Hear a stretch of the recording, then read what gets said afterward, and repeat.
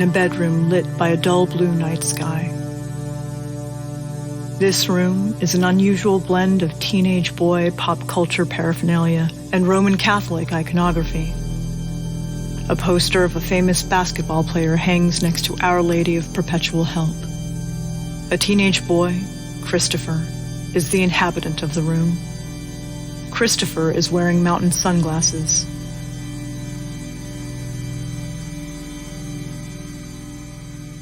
He is kneeling, deep in prayer, at the side of his bed. He was trembling. He had a vision, a reoccurring vision. The vision always happened in this manner. Christopher walked down a dark alley. He walked by a dumpster with the words, "Property of Messenger of God Ministry. No dumping." He moved on. A newspaper flew at him, wrapping around his leg. He picked it up. The front page displayed a photo of a football game and a few headlines. One of the headlines read, "Isaiah Schottman leads Bulldogs on a 54-17 rout against Comets." Christopher dropped the paper and moved forward. He saw a plastic bag in the middle of the alley. He picked it up. The bag had a Maurice's logo on it. It was tied shut with a golden chain. He removed the chain. He looked into the bag and pulled out a crumpled Trojan condom wrapper and the head of a plastic Santa Claus. A piece of duct tape was placed over the Santa's mouth. It had a hole where its nose was supposed to be. Its eye sockets were empty. He gently shook the Santa head and it created a rattling sound. He looked into one of the eye sockets and saw the eyeballs and nose. The bag and its contents disappeared from existence. Christopher glanced at his hands. He looked forward. He saw a male silhouette with a knife standing by a dumpster. The silhouette stared at him, motionless. "Who are you?" Christopher asked.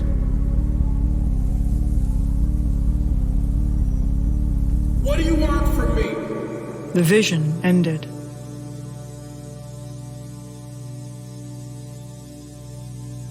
Two streams of blood trickled down from under the lenses of his sunglasses.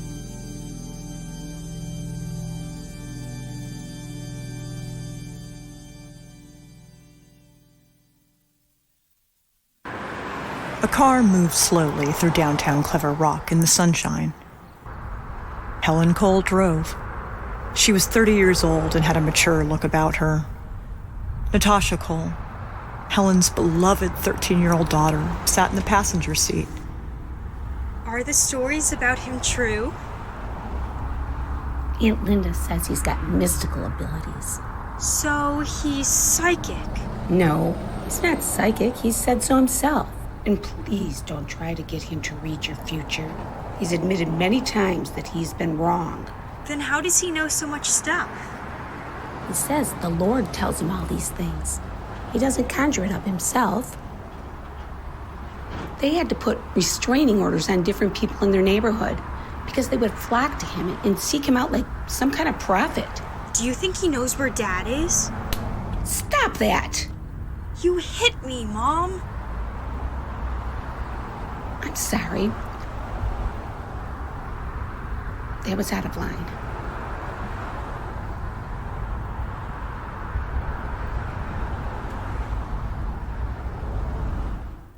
Helen and Natasha arrived at Linda's home.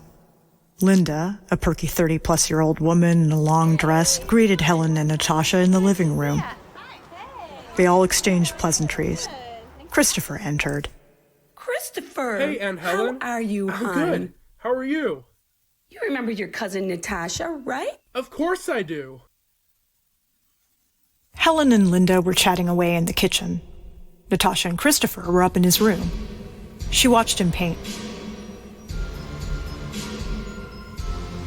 Go ahead. Ask me. Ask what? You're wondering about your dad. Are you sure you want to hear the answer? Yeah, I do. I'd at least like to know what happened to him.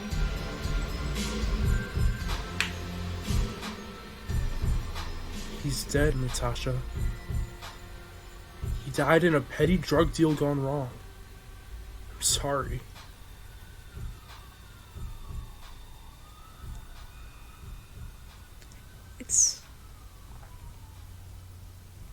It's okay. I didn't even know the guy anyway.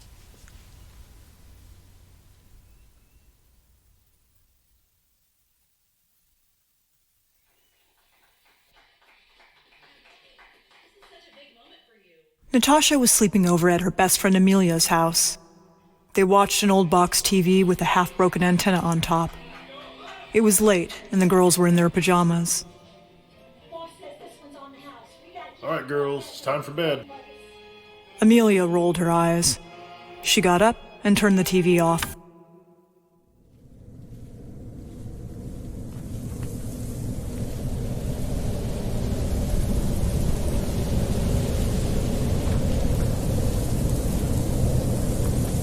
Natasha slept peacefully in a quiet bedroom by herself at Amelia's. Cold-colored light from the night sky shone through the window onto the bed. The rest of the room was completely dark.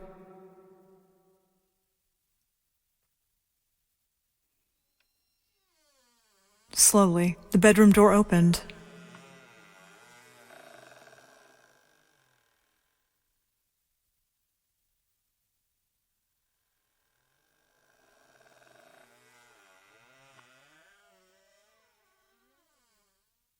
Footsteps toward Natasha.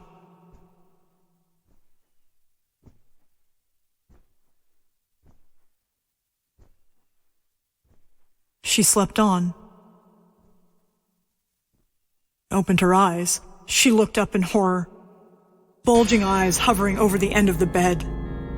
It's Nick. She pulled the covers over her face as he climbed into her bed. He raped her.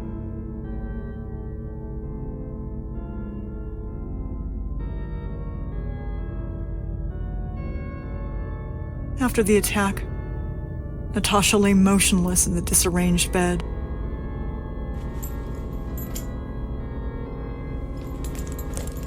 If you tell anyone about this, I'll kill you. Understand? You want me to kill you now? I said if you tell anyone about this, I'll kill you. Understand? Natasha nodded her head. Thank you, Natasha.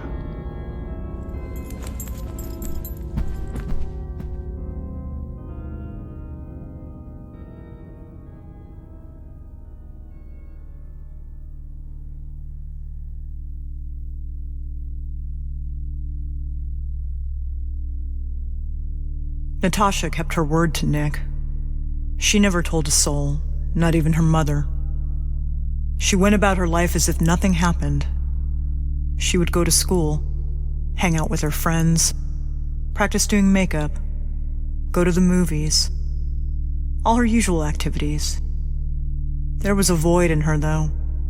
Her bubbliness was gone. She struggled to pay attention during class. Her mind was always racing.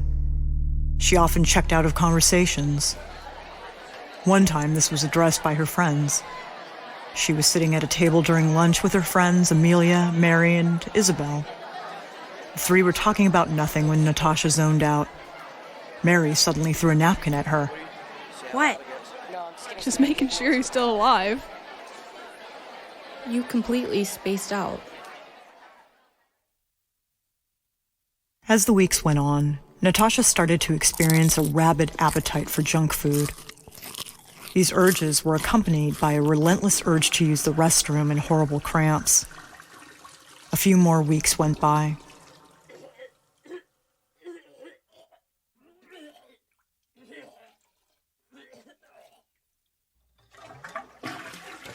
Sweetie, I'm going to take you to the doctor. This has been going on all week. Natasha and Helen sat in the parking lot of the doctor's office, horrified. They had just heard from the doctor. Natasha was pregnant. Natasha, you need to tell me the truth. Who did this? Who did you sleep with? Was it one of your classmates? One of your friends? Who was it? I don't know who it was. Are you randomly sleeping with strangers? I don't know who it was. I was forced to. You were...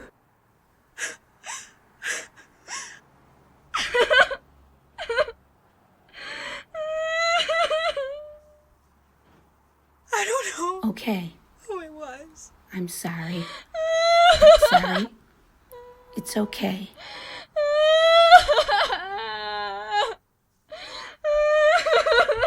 Everything is going to be okay.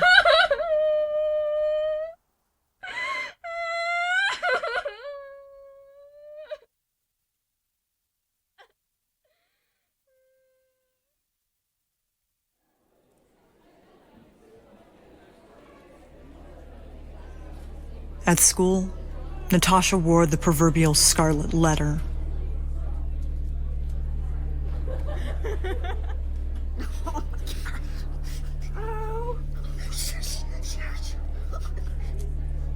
At lunch, she sat alone. Her friends, including Amelia, no longer joined her.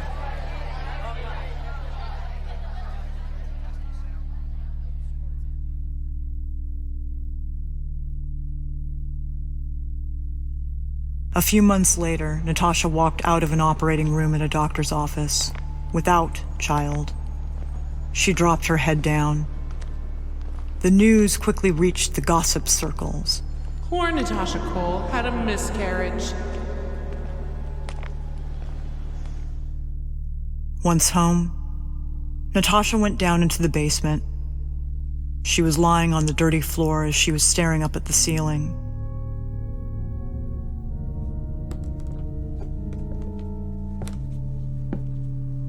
What are you doing down here?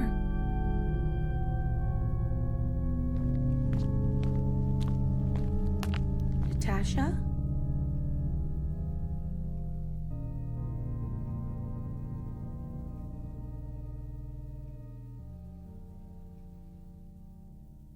"30 years later.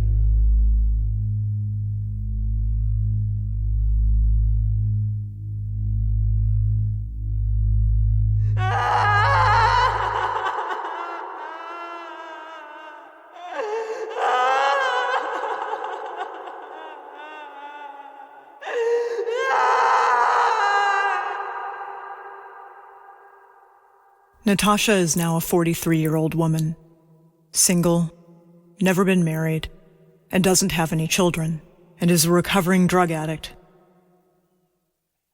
Her mental illness manifests certain beings in her mind. One being that pesters her frequently is a medieval princess. The princess has wide, watery, piercing eyes that never seem to blink, ever. She has a subtle smile on her face that never seems to go away, ever. Every morning when Natasha wakes up, the princess is there to greet her. The apparition shakes a bottle of pills maniacally in Natasha's face.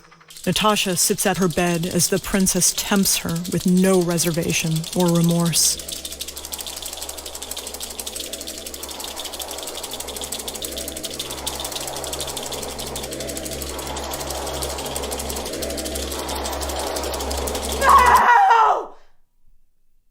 The princess is gone. All that remains is a bottle of pills on the bed. Natasha sighs and leaves the room. Natasha lives in a simple one-story house. She has a bookshelf in her living room full of her favorite books. Behind one set, Natasha hides a gun.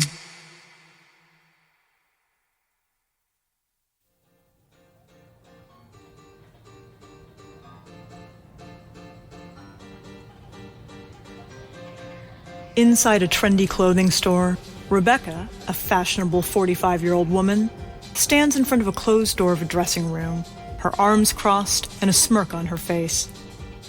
Okay, Natasha, you've been hiding long enough. Get your cute butt out here and let me see that outfit.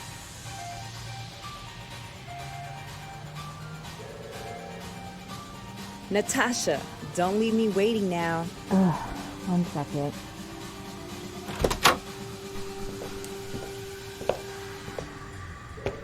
I love it. You look great. You think so? Yes, I think it's flirty and fun. Should I buy it? Yeah, Natasha. I don't know. It's kind of expensive. We'll let the credit card company worry about that. That doesn't even make sense.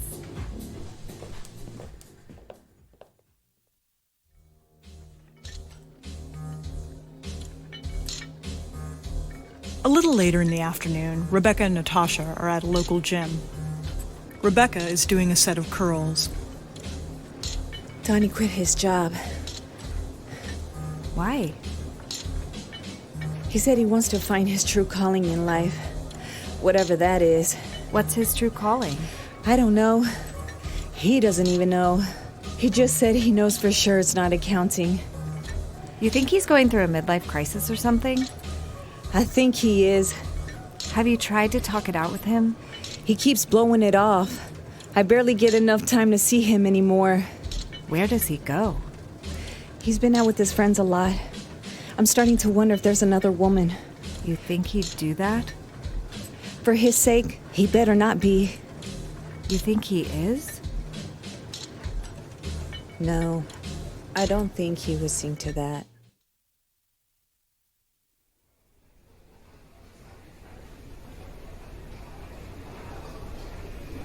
Later that afternoon, the women are eating at a food court in the mall. Natasha notices a mother feeding an infant. The mother holds the child so warmly, with a radiant look on her face. Natasha stares, depressed.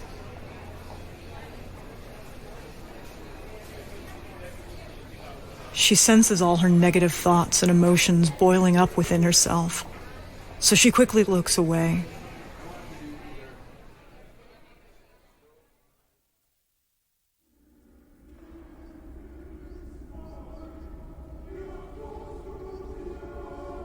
Natasha is attending a mass at a local Catholic cathedral in the morning. She is standing in line to receive communion, having a panic attack. The body of Christ. The body of Christ. She comes face to face with the priest. The body of Christ. She lowers her hands with guilt and walks away. Empty.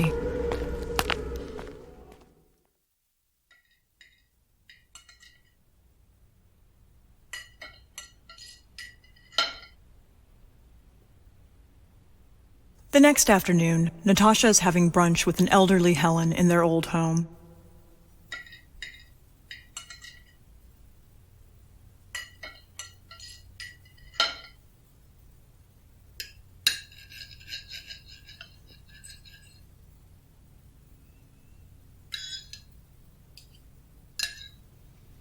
Look tired.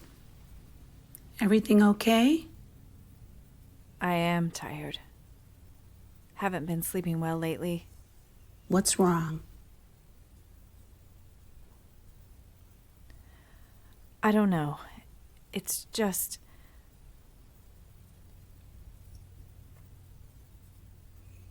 Just... I don't know if I can say it. Say what?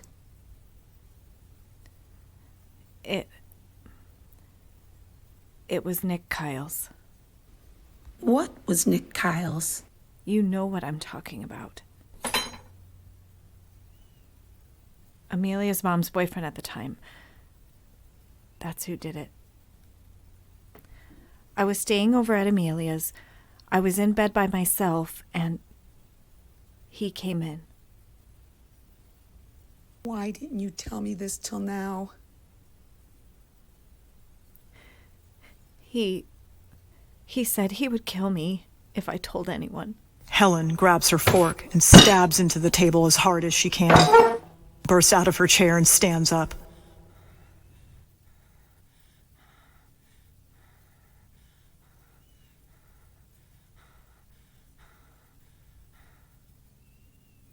Nick Kyle's?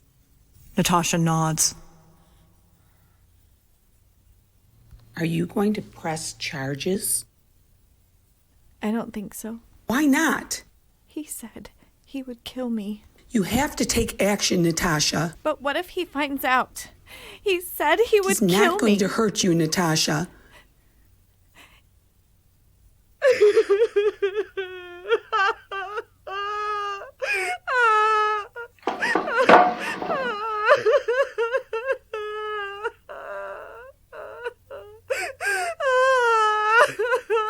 Someone has to pay for this. You can't let him go. Natasha, I promise he won't hurt you again. I'll see to that. If you expose him, it'll be such a load off your shoulders. I promise.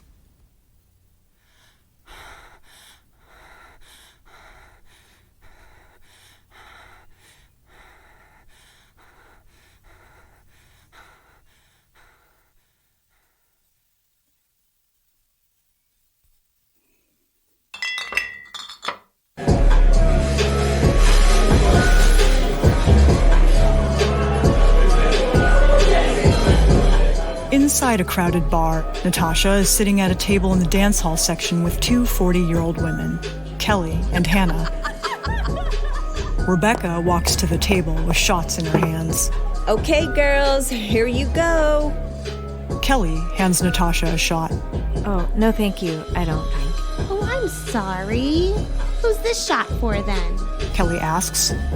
Rebecca, with a shot already in hand, grabs the glass from Kelly. For me? Hannah raises her glass. Here's to... What should we give this toast to? To... Just shut up and drink!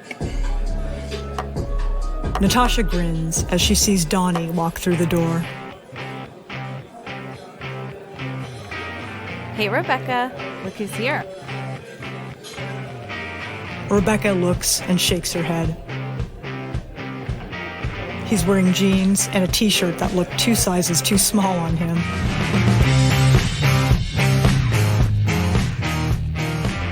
How we doing tonight, ladies? Rebecca holds back a smile. Hey, sugar buns. He's with someone. A 40-plus-year-old man with a quirky attractiveness to him. Natasha has trouble taking her eyes off the stranger. Hannah addresses Donny's friend. So, who's this? Oh, you ladies don't know who this is. This is my main man, Tom. He's a big-time actor and movie producer. Tom has a humble and introverted nature. He shyly smiles and waves. Hi, I'm Tom. Big-time movie producer, huh? Asks Kelly. No, he's exaggerating. I run a local video production company. Hannah playfully gestures in Donny's direction. So what are you doing hanging out with this guy? Hey now! Me and Donny go way back. Hey, I'm going to get a drink. Who needs one? Everyone except Natasha and Tom emphatically raise their hand. Donny is pleasantly caught off guard. They all tell him what drinks they want. Donny and Tom head for the main bar. Our song! Rebecca gets out of her chair. Yes! Dance floor, now! The girls all jump out of their chairs, except Natasha. Rebecca grabs her arm. No. I'm not about to let you sit this out. Let's go, baby girl! The girls go on the dance floor.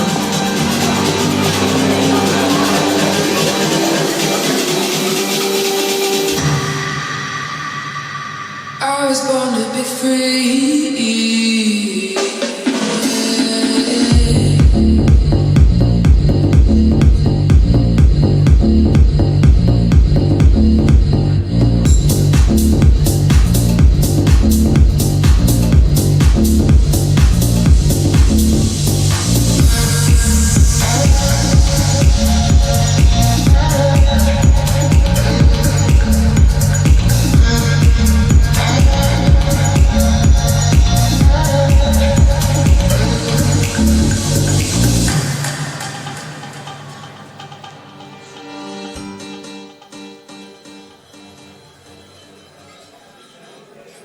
Natasha left the group to go to the ladies' room. As Natasha turns into the bathroom hallway, She stopped in her tracks. There was a male silhouette at the end of the hall, staring in her direction. The man isn't looking away or moving a muscle. She tries to focus on his face, but it is shrouded in darkness. The man holds his arms out, as if inviting Natasha to embrace him.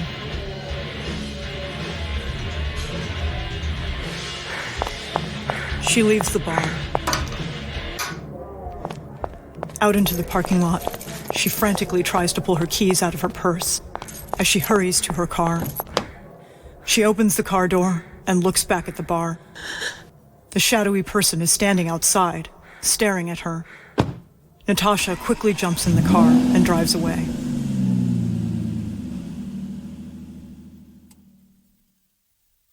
Back from the bar, Natasha enters through her front door and locks it. She glances through the peephole. No one. She glances through a window. No one. She checks the locks on the window.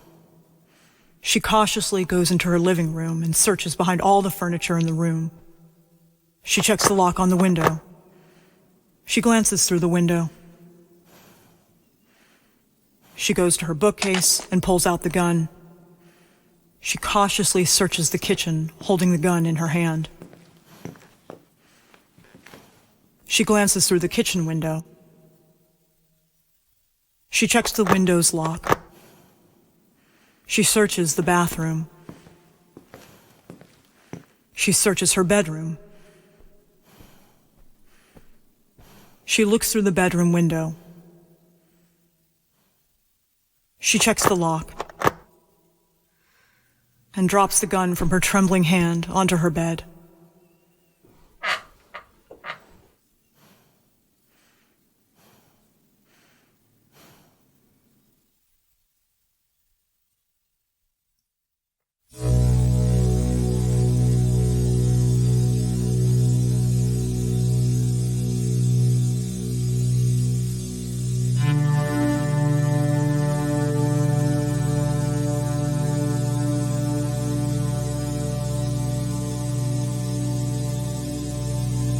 Christopher, now Father Christopher, is deep in prayer at a Catholic chapel.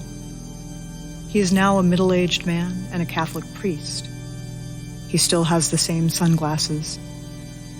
He is having the same reoccurring vision he has had since he was a teenager. In the vision, he continues to walk down the alley. He passes the same dumpster owned by the Messenger of God ministry, picks up the same newspaper, picks up the same Maurice's bag tied with the golden chain, assesses the crumbled Trojan condom wrapper and the Santa Claus head. He sees the same silhouette holding a knife by the dumpster. Who are you? Father Christopher asks. What do you want from me? The vision changes. Inside the pitch-black, dead-silent bedroom of an upscale home in the rich district of Clever Rock, Dr. Goldstein sits in bed, a book in her hand. Attached to the book is a mini light, illuminating her like a mini spotlight as the rest of the room remains shrouded in darkness. She reads,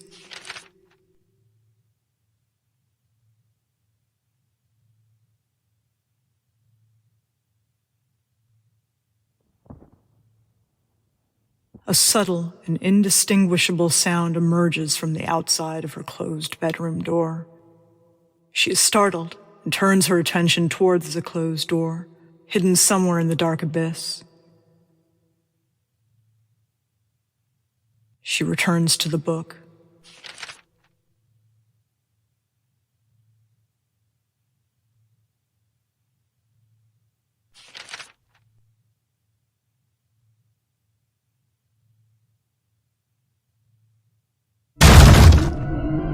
A lanky male silhouette sprints at her, jumps on top of Goldstein, stabbing her repeatedly. Father Christopher abruptly wakes up. The vision ends. Blood streams down his cheeks from under his lenses. He says a silent prayer.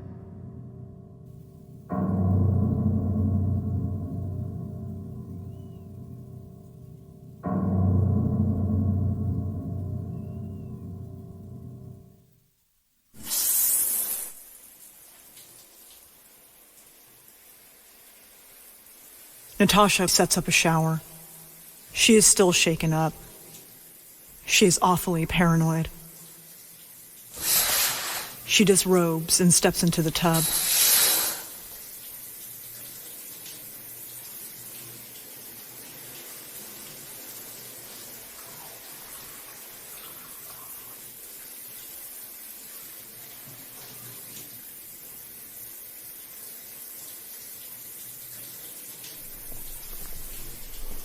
She hears footsteps and breathing emerge from within the room. Natasha stops washing, shakes her head in denial. She cannot see through the shower curtain. She opens the curtain. No one. She scopes the room out.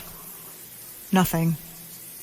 She notices the water from the shower spraying outside of the tub. She closes the curtain, gets a bottle of shampoo, and rubs it through her hair.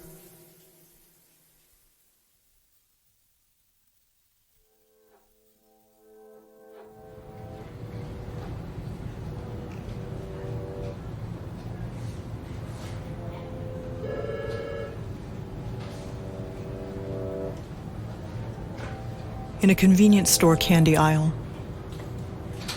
Father Christopher has a vision. An upscale home in the suburbs of Clever Rock. A middle-aged woman, Maurice, enters. She notices the door hasn't been locked.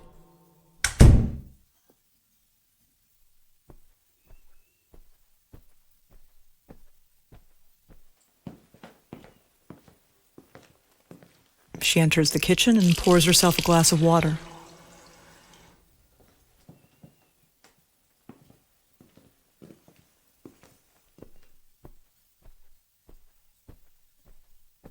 She walks to a closed door as she takes a sip of her drink. She puts her hand on the doorknob and notices a stain on her shirt, distracting her from opening the door. Little does she know, the masked killer is standing in the dark room on the other side of the door with his knife in striking position. Maurice shrugs and turns her attention back to the doorknob. With her hand still on the doorknob, she turns to her cat.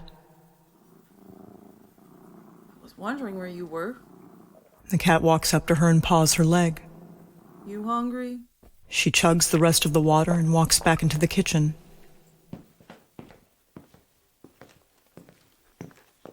She places the empty glass in the sink. She approaches a shelf and opens the door.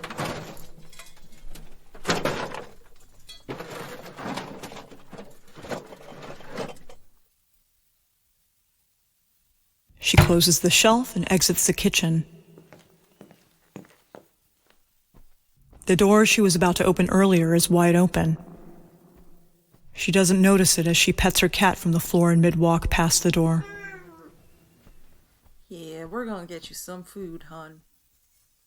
She walks to a basement door and turns on a light. She walks down the lit stairway into a pitch-black abyss of the basement. She turns on the basement light and dispels the darkness. She looks in a shelf.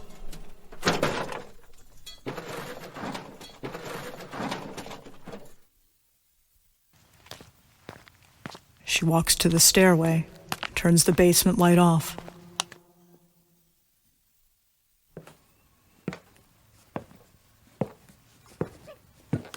And she quickly turns around. She sees the masked intruder sprinting up to attack her.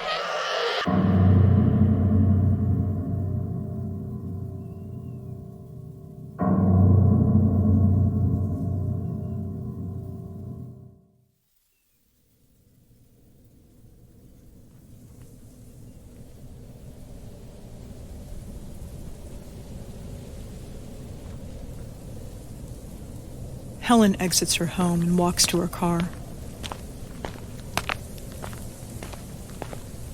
As she walks, she glances to her side and sees a man with a shrouded face in the distance walking parallel to her. The man is staring at Helen as they both walk. Helen turns her head forward and makes it to her car.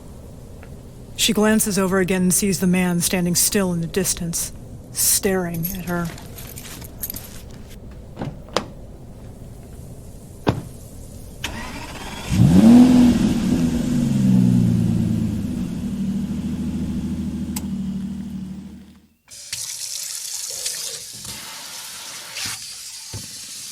Later in the night, Natasha cleans dishes at her kitchen sink.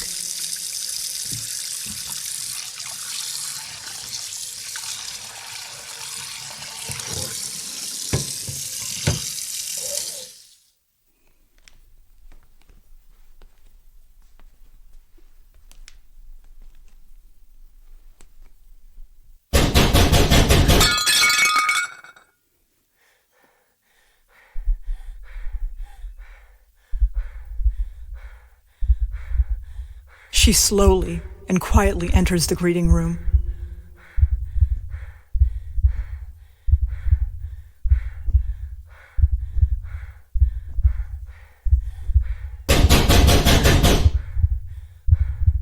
She quietly enters her living room and pulls out the gun from her bookshelf.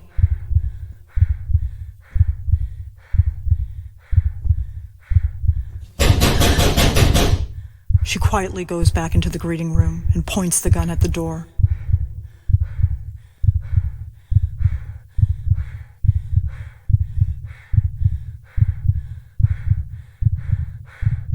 Natasha slowly lets her guard down.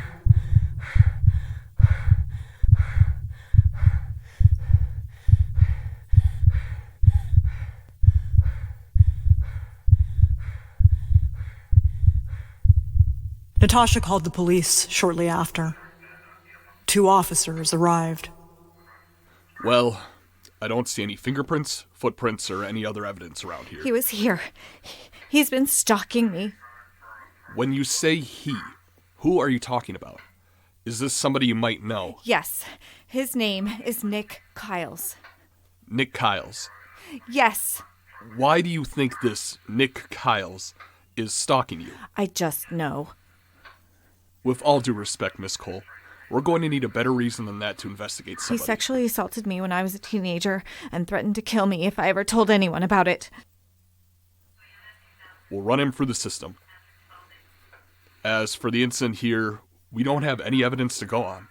The best we can do is drive by your house every once in a while and check up on you. If something like this pops up again, just give us a call. We'll see what we can do. I'm sorry we couldn't be more of a help, Miss Cole.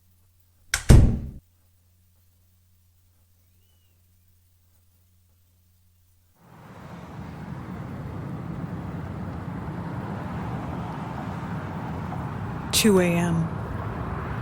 An exhausted Helen is driving home.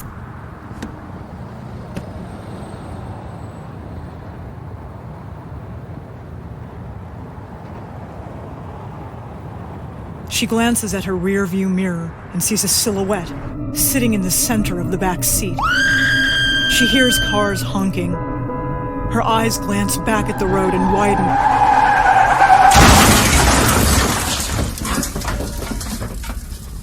Helen's car crashes into the back of another, killing her instantly. The intruder gingerly exits the car. Most of his body is covered in flames. He walks away.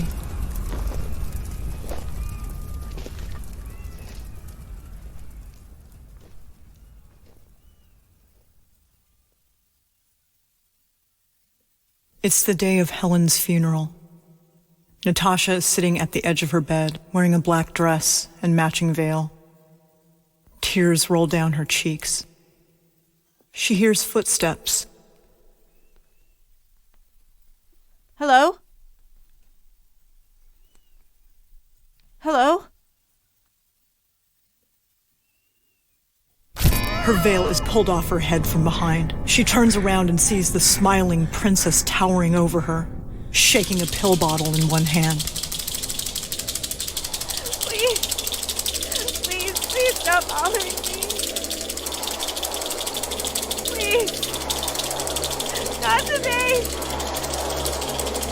No. I said no! The princess is gone. The pills lay on the ground.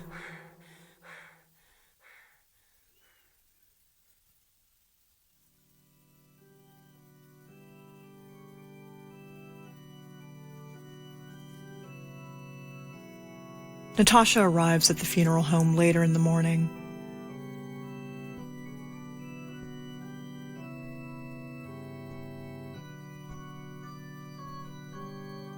She stands over the coffin, caressing it as tears splash onto the lid.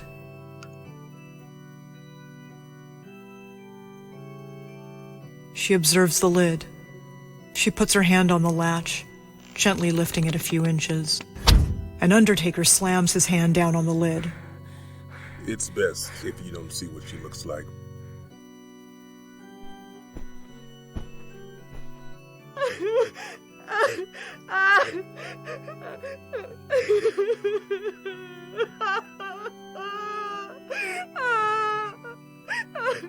Father Christopher enters.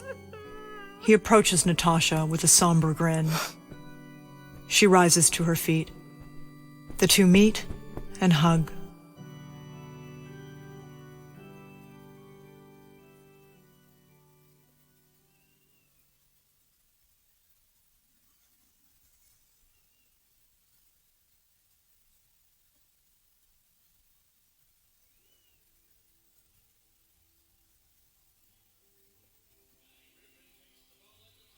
Back at her home, Natasha is lying down, wide awake on the couch.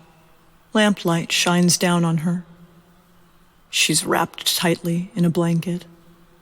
She's staring with a despairing look at the smiling princess who is bent down to Natasha's level.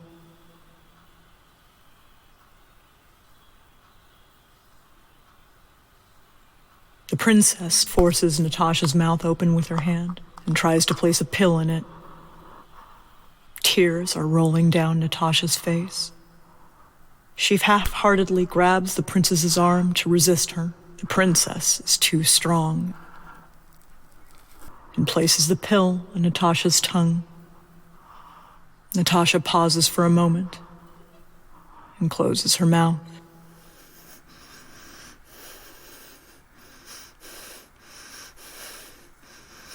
She spits the pill out of her mouth.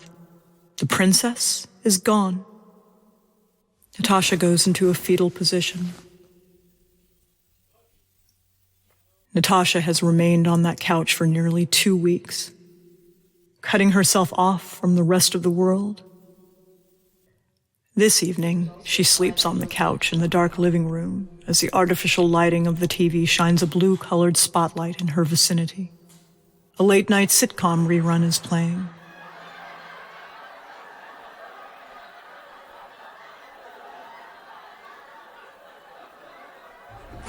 Natasha is oblivious that her front door just opened.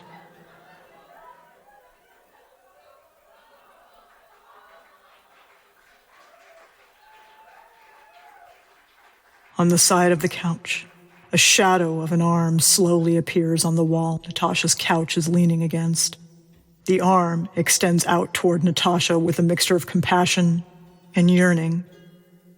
As the shadow comes closer to Natasha, it slowly takes the shape of a person, and at the end of the other arm, a knife is poised to strike. The shadow closes in. Natasha opens her eyes and glances at the TV for a split second. An actor in the show looks into the camera. Hey, Natasha, turn around. She turns and looks up. She sees a masked intruder standing over her, intending to stab her with the knife. Natasha quickly rolls off the couch before the knife strikes. For a single moment, Natasha observes the intruder. He's wearing all black. The mask is a blank, black garment that drapes down to the chest. She picks up the gun and shoots.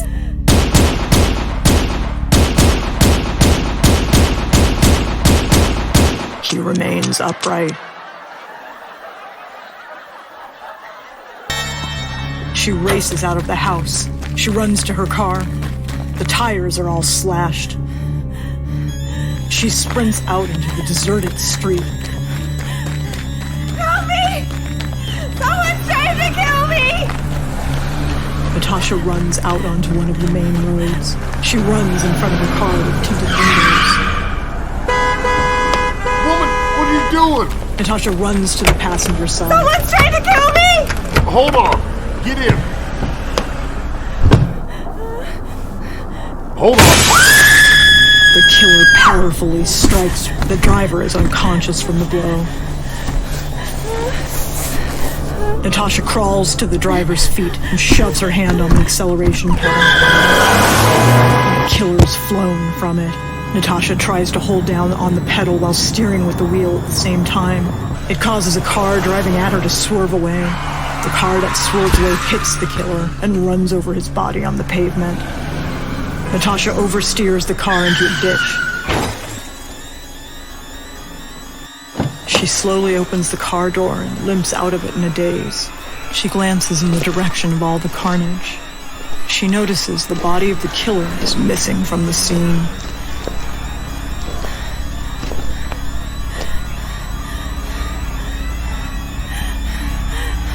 She suddenly feels dizzy and faints in the middle of the road.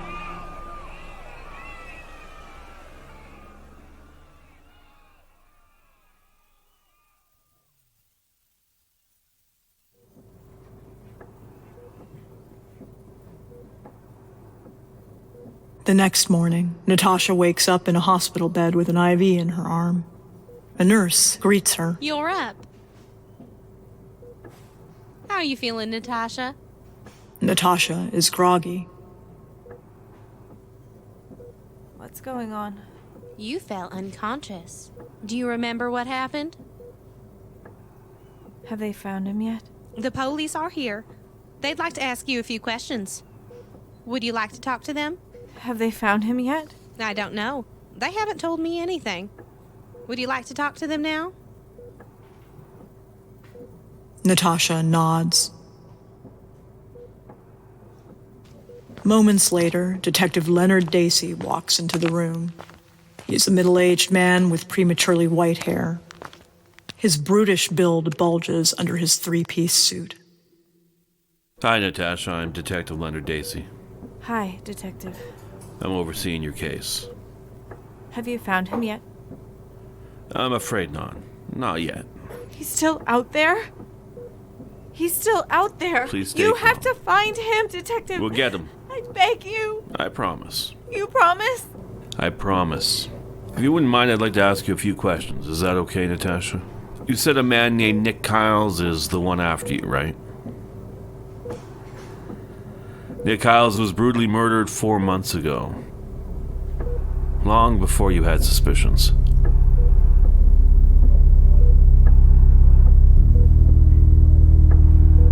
But how?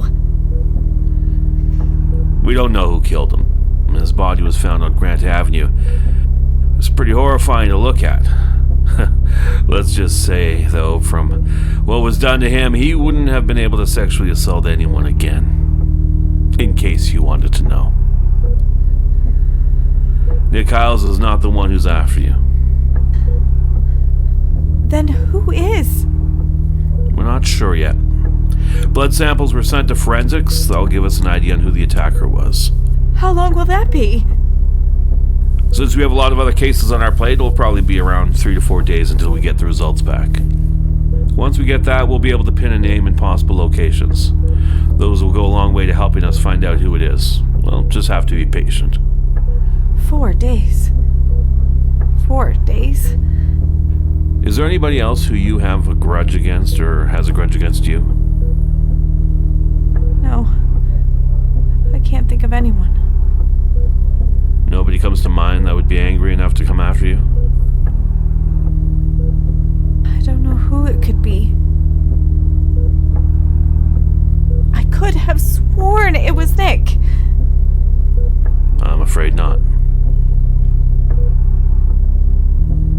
being, it would be best if you don't stay alone at your house until we catch this person. Do you have a safe place to stay? Yeah, I think so. I would just hang out there for a few days.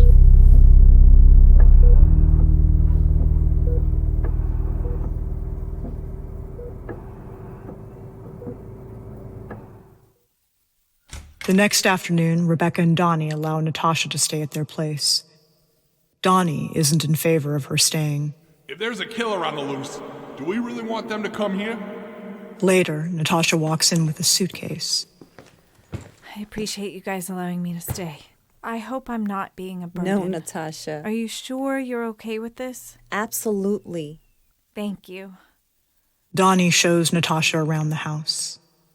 He shows her the vacant bedroom upstairs that belongs to Donny and Rebecca's teenage daughter, Heather. He shows her the front door security system. Can't get by this.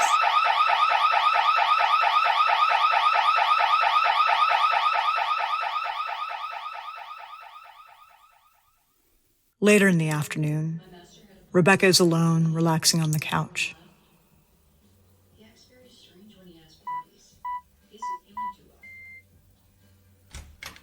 Natasha walks in. She came back from visiting Helen's grave.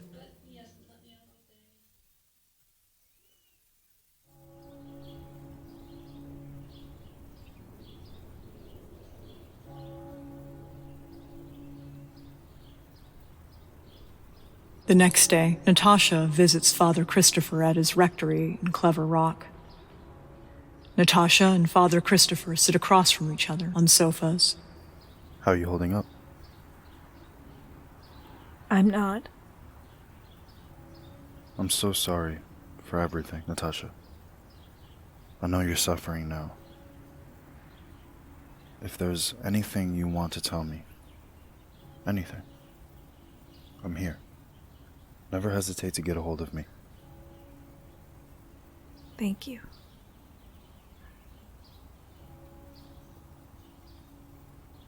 I'm just so scared right now, and so confused.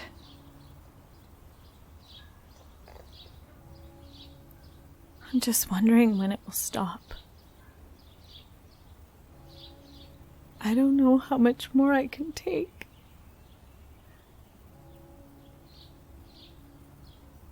I've had this giant dumpster in me. It can't be empty. What's in the dumpster? It's...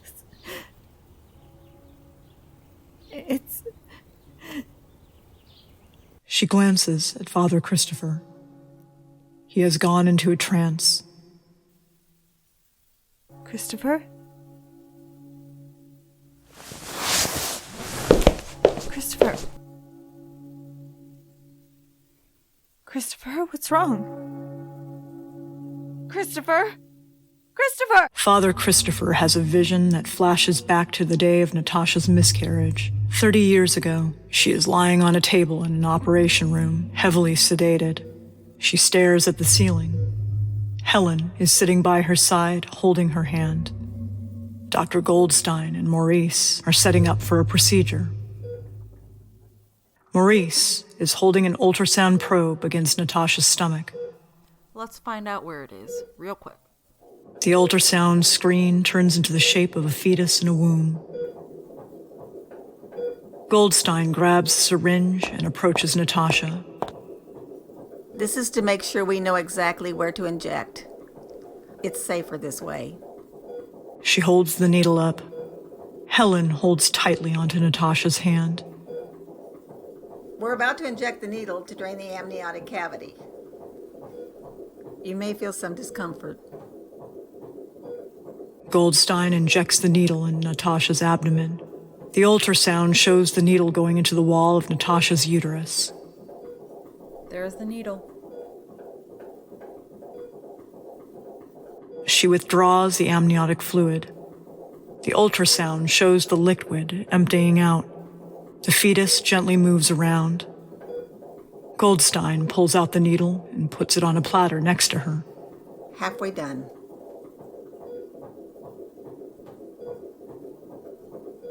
Goldstein picks up another syringe. We're going to inject the solution now. I'm only going to inject a little at first to see if it causes any complications in you. Goldstein injects a small dosage of the solution. The fetus gently moves around with the solution.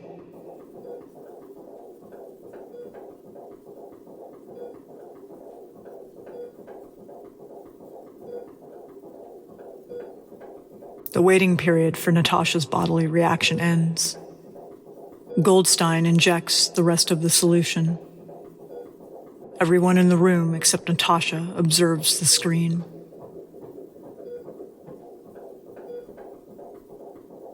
The fetus moves around gently and ingests more solution. We just have to see if the fetus reacts to it or not.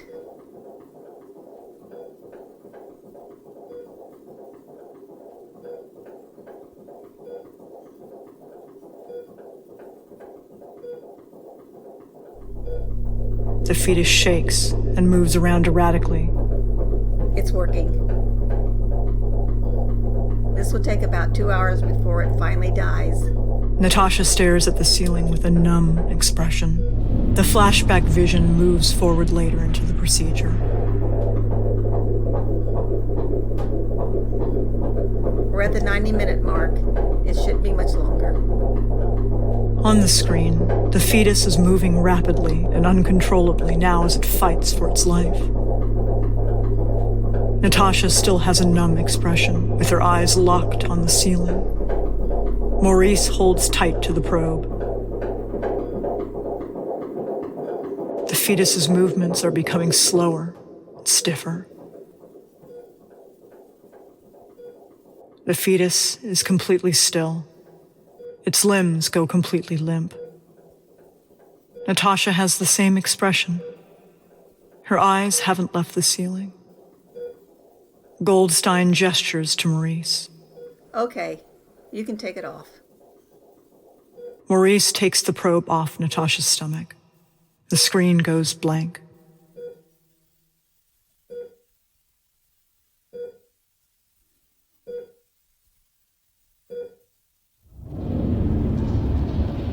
Back in the present, Natasha's eyes fearfully pierce through Father Christopher's dark lenses without blinking. He snaps out of his trance. He composes himself. He turns to Natasha and looks into her eyes. Streams of blood flow down from behind Father Christopher's lenses and down his cheeks. Natasha looks in horror. You never had a miscarriage. That was a lie you told. What are you talking about? The vision changes. 30 years ago, in the back alley of the abortion clinic, a nurse named Benita, a cigarette in her mouth, throws a black trash bag full of waste into a dumpster. She attempts to close the dumpster's lid, but abruptly stops. She sees a slight movement in the bag.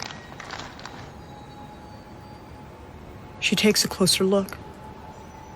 She pulls out a pocket knife and cuts the bag open. Blood gushes out. She winces. The cigarette falls out of her mouth. In the middle of the bag is a discolored fetus drowning in a pool of blood. The fetus is in visible agony. He extends his hand out as if asking for help. Father Christopher's teenage vision then occurs again. The dumpster, the newspaper, the bag of objects. The silhouette of the killer is standing in front of the dumpster. Back in the present. He's still alive, Natasha. Your son. He's the one who's after you. Natasha looks up with a wide-eyed expression at Father Christopher. Christopher, what are you talking about? Stop it! I've been having this vision since I was a teen. I never understood it, but now I think the pieces are coming together. What do you mean? His name is Angelo. He found out about you. Stop it! He found out about everyone involved with the abortion. Stop it! Christopher, stop it! He's coming to kill everyone involved. Christopher, stop it! You're scaring me! He has a list. The rapist who put this all into motion. Dr. Goldstein. Maurice, the assistant. They found her corpse in her bedroom. Her stomach had a sonogram probe impaled into it. Your mom was on the list, but... Stop it, Christopher! I said stop it! He's not alive! I killed him! I killed him.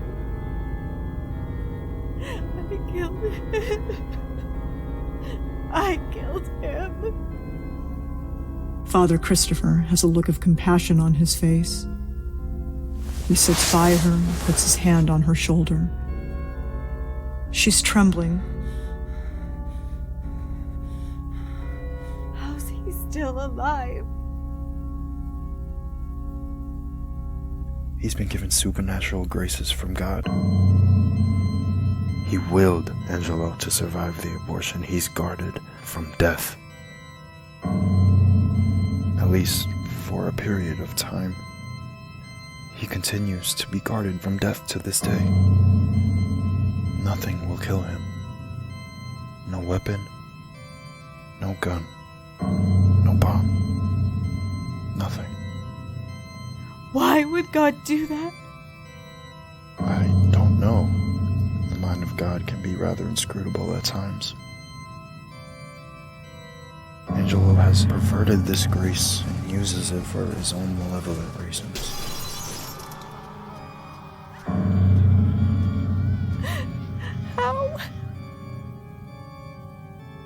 How much did he suffer? Father Christopher looks her in the eyes with a slight grimace. Even if the solution wouldn't have killed him, torment would.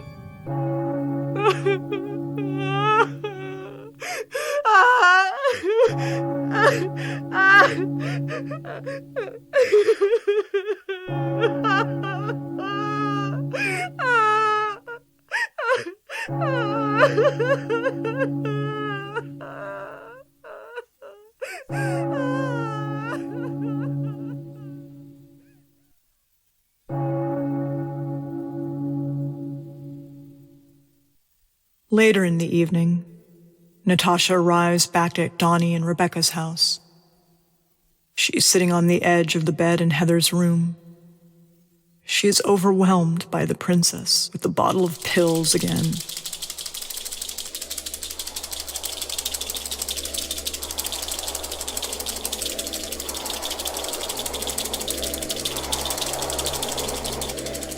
Everything within her flesh is aching and begging her to finally give in. Let's do it. It's gonna feel so good. You haven't felt good in a long time, have you now? You've been away for 4 years, and you're still depressed. Still scared to even live. Let's forget about all your problems and tuck them away. If you don't like it, you can always quit again. I know you won't have to, though, because you're gonna love it. You'll remember all the pleasure you missed out on and took for granted. Please, Natasha. I've come so far. I'm in so much pain right now, but if I give in, I'm going to lose myself completely. You don't have a self to lose anyway. You lost that a long time ago. You don't deserve to live after all you've done. You're a baby murderer and a whore. It's okay, because these are here to help you forget that. You can pretend you're getting better all you want, but you know you can't survive without these, Natasha. So, what other option is there? Let's forget about all of this and just focus on making yourself feel good again. Kindly accept the gift offered to you. She stops in her tracks and looks back at the princess. She finally gives in and takes the bottle from her. She ingests the pills in the bathroom.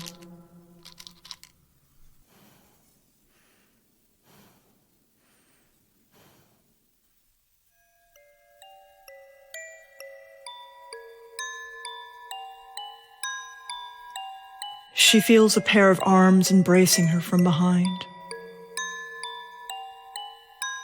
She looks in the mirror and sees the princess hugging her from behind with a manic smile on her face.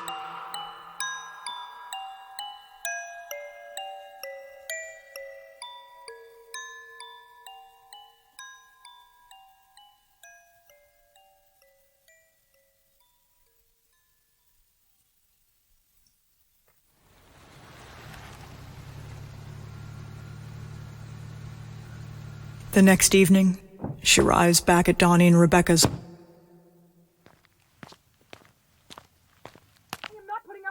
She peers into one of the windows. Donny and Rebecca are having a heated argument. Fine, go stay at your little whore's pool. Donny gets in a vehicle and speeds away. Natasha looks back into the window. She sees Rebecca walking around with her hands on her forehead. Natasha takes a deep breath and walks into the house. Rebecca sits down and drinks from a bottle of hard liquor.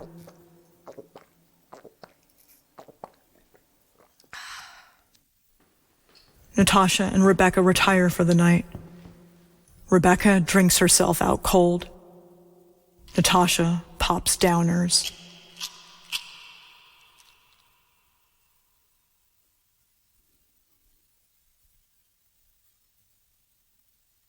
Hours later, Donny, slightly inebriated, walks out of a strange woman's home. Good night, babe. He walks to his vehicle and pulls out his keys, as a hand violently pins him against the vehicle. A terrified and hurt Donny sees a man with his face shrouded by the darkness of the night, holding him. What you want, man? Let go of me! The assailant holds up a knife. No! Don't! I'll give you whatever you want!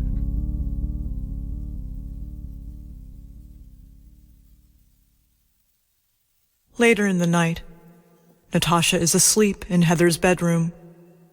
Rebecca is passed out on the couch in the living room.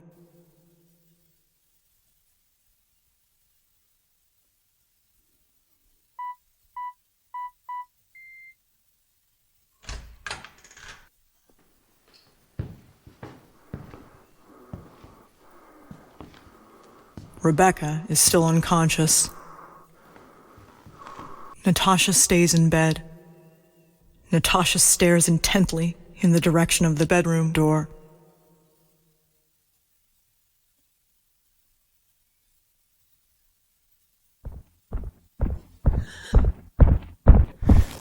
She pulls the blankets close to her face. She pulls the blankets completely over her head and hides under them.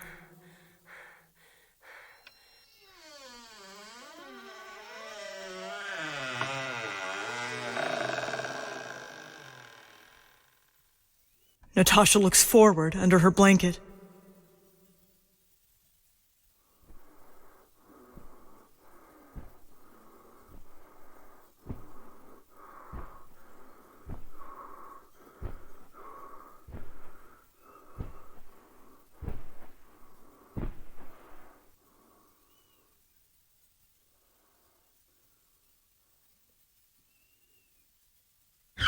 A pair of hands reach under the blanket and pull her out.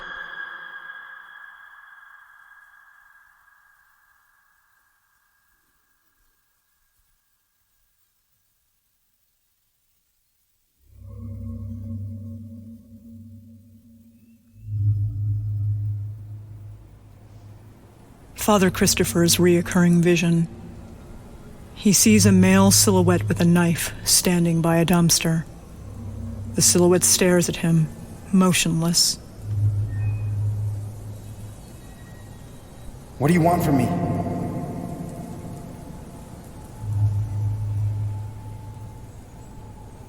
The silhouette slowly turns his attention to the dumpster. He sticks one hand into it.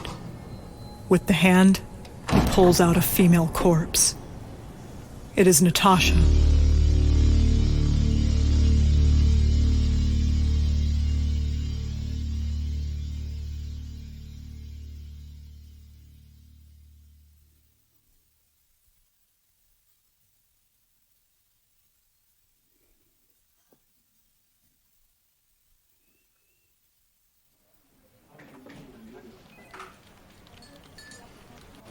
In Dacey's office at the police station, he's chatting away and telling dirty jokes with a group of officers. He's resting his feet on his desk as they all humor each other with irreverent barbs. A secretary enters. Detective Dacey, Father Christopher says he needs to speak with you immediately. Bring him in. Father Christopher enters the room. Dacey's jaw lowers. The officers look horrified. What happened to you? Father Christopher is trembling profusely as blood gushes down his cheeks.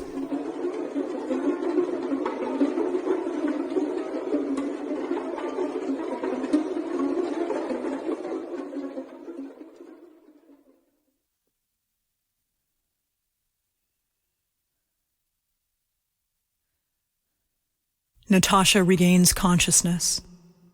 She's in a fetal position, crammed inside a tiny, dark place, surrounded by metal. She's still in too much of a daze to fully process what's going on. The area is so tight, her knees are jammed up to her face. The more aware Natasha becomes, the more uncomfortable she feels. She is now conscious enough to realize that she is trapped in an oven. The door of the oven has a small square made of bulletproof glass.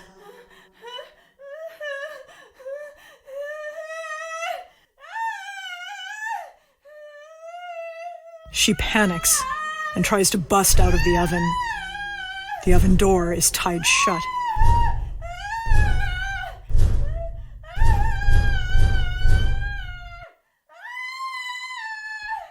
Footsteps are heard approaching the oven from outside. Please! Please let me out! What do you want from me? Let me out, please! The mask appears in the window of the oven. A red light in the oven goes on. The gas is ignited.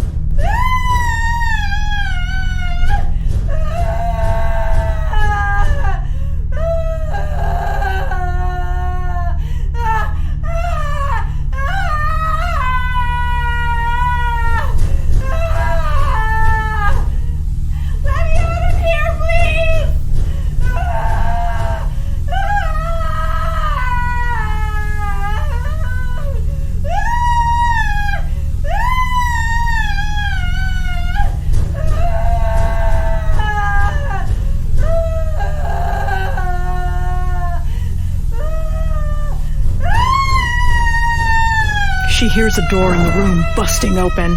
It's Dacey and 3 officers. Clever Rock Police Department. And they all open fire on the killer.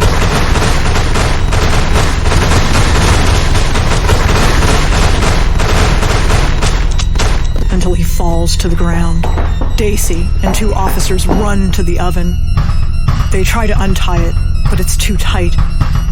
One officer remains vigilant and keeps a gun pointed at the killer. Natasha is burning up and screaming. The smell of her burning flesh permeates the entire room. The officers yank on the door as hard as they can, back and forth. They loosen up the ties. The killer rises from behind them. The officer with the pointed gun opens fire on him.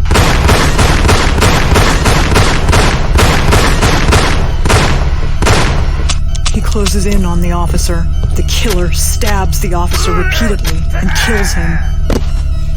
He storms at the other officers. 2 of them rise. Why won't he die? The killer murders them. Dacey frantically looks back at the carnage as he finally frees the oven door. He sees the killer coming in his direction. Dacey is killed. Natasha frantically rolls out of the oven screaming. Her skin is scorched. She sees the killer standing over all the carnage. All 4 cops are dead. She looks up and sees a meat cleaver. She stands up and grabs the cleaver. It vibrates in her trembling hands. The killer, mutilated from gunshot wounds, glances over the corpses. Blood flows from his trembling body. He gingerly turns his attention to her. It looks like every movement he makes is utterly agonizing. Natasha holds the cleaver up in striking position. The killer stands still.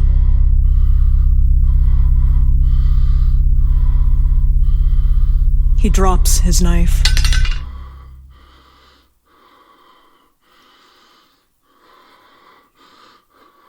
He removes his mask. His face, a scarred boyish face, is bloody with bullet holes. She looks at him in astonishment.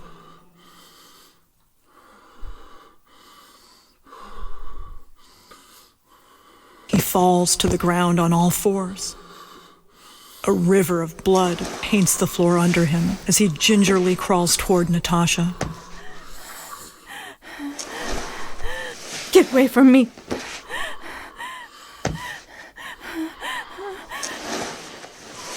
He crawls to her legs.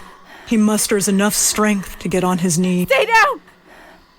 He looks up at her. Natasha is about to strike. He lowers his head. Finish it.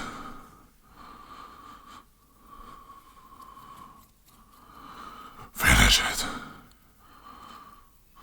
Mom. Natasha is caught off guard. She hesitates. Natasha raises the cleaver over her head. He's completely vulnerable. Natasha holds tightly to the shaking cleaver. She slightly raises it. She is in full striking position, but hesitates. The killer's head remains lowered. Natasha observes his vulnerable demeanor. She glances up at the cleaver. She is holding it tight.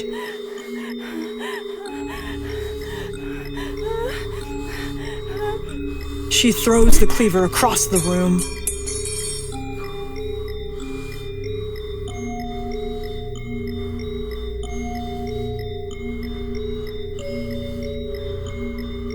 She's shaking as she stares down at the killer.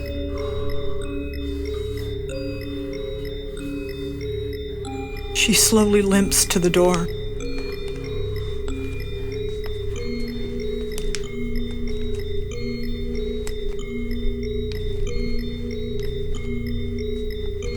And sees bottles of pills all over the ground, rattling like a pack of rattlesnakes. Her eyes lighten. She picks up an armful of the bottles and cradles them with one arm against her stomach. She stops and looks back at the killer. He is standing.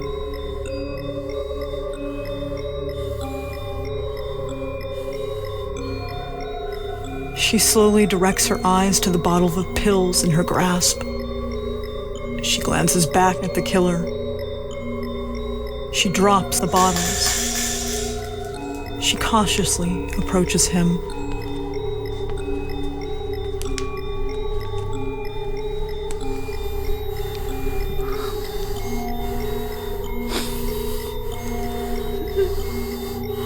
She stands right in front of him.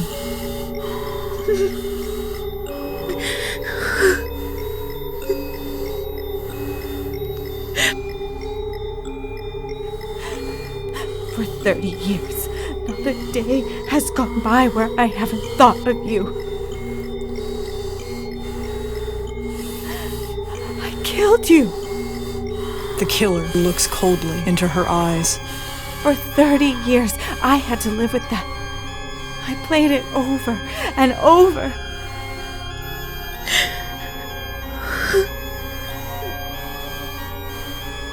see the pain.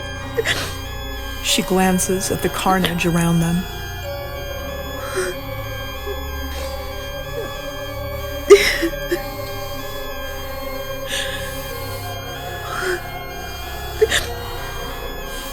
I don't want it to be like this anymore.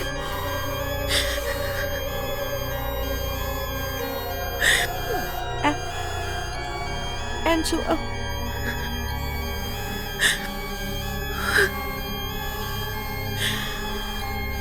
Angelo, I'm so sorry. I'm so sorry for what I did to you.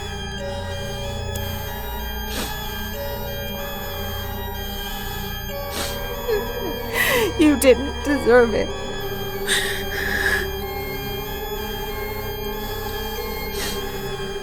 I wish it could have all been different. Natasha approaches him and gets close. She looks into his eyes with a somber face.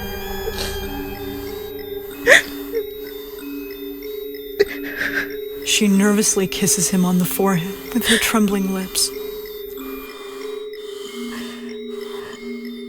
I love you, Angelo. The killer looks into her eyes. His legs buckle from underneath him. Natasha places her hand on his shoulder. She kneels. He falls on top of her. He's fading from consciousness. He appears to be moments from death. He slightly raises his head to look at her. He kisses her stomach and rests his head on it. A tear rolls down Natasha's cheek.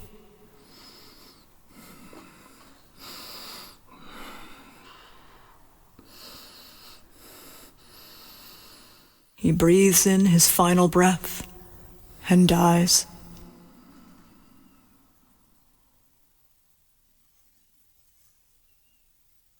Natasha cradles him like a newborn.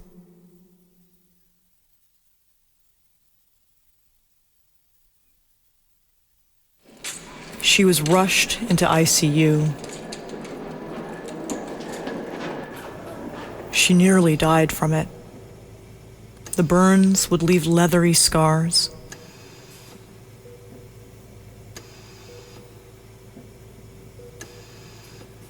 Throughout the week, Natasha was kept under close surveillance at the hospital while she recovered. Father Christopher remained nearby through the whole process. He would sit at her side and pray over her. He would celebrate masses in the hospital chapel for her, keep her tidy, and guard her from any unknown guests. Natasha was released from the hospital and eventually returned to relatively normal health. She spent months working on not just getting back where she was, but fully healing and forming into the person she was always called to be. One of the first steps she took was acknowledging and rectifying her mistakes and learning to forgive herself. She also forgave all her foes who had done her wrong. She visits the grave of her mother every day. She visits the grave of Angelo every day. She prays over his grave, expresses her sorrow to him, vents to him about the pain he inflicted on her, and speaks of her hope that they could possibly meet again in the afterlife to start their relationship all over. Natasha also visited the grave of Nick Kyles. She spoke to his grave. I'll never forget what you did to me.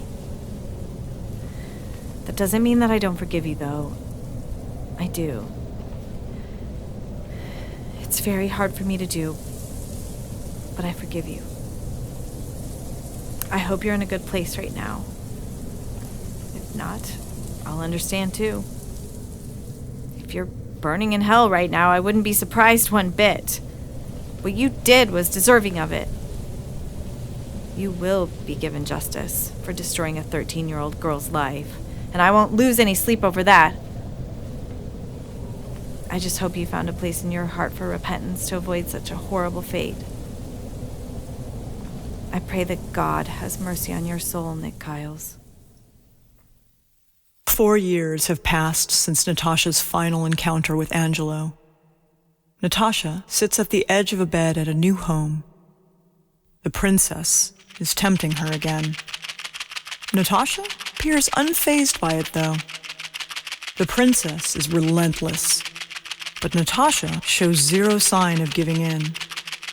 She mockingly sticks her hand out, which has a wedding ring on it, and sticks it in front of the princess's face. She smiles. Can't see you. She moves the hand away from the princess's face. There you are. She sticks her hand in front of the princess's face again. The cycle repeats. Natasha looks in the direction of the open door in the bedroom. Tom walks in the room with a big smile on his face. Natasha smiles back at Tom. Hey, handsome. Tom blushes. The sound of a crying infant emerges from the other room. The miracle baby's awake. Natasha smiles. Want me to get her? No, I got her. She enters the baby's room and walks to the crib. Natasha picks her up and cradles her. Shh. Don't cry, baby girl. Mommy's here.